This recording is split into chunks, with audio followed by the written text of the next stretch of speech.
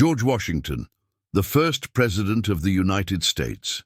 George Washington was born on February 22, 1732, in Virginia, USA.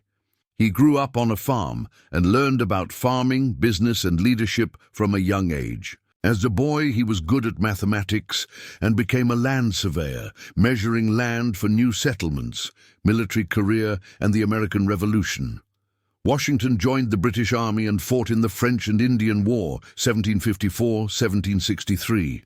He gained experience as a soldier and leader. After the war, the British government started taxing the American colonies, which made many people angry. They wanted freedom from British rule.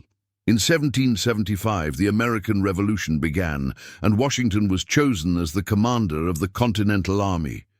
He led his soldiers against the British in many battles.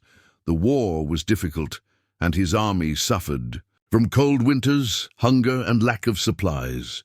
But Washington never gave up. After 8 years of fighting, the United States won its independence in 1783, the first President of the United States.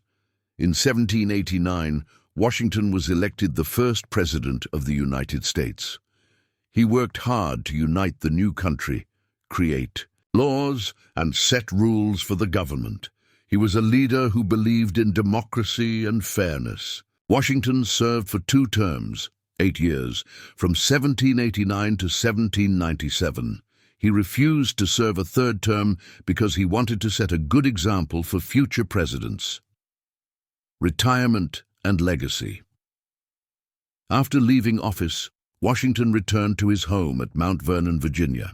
He spent his last years managing his farm and taking care of his family.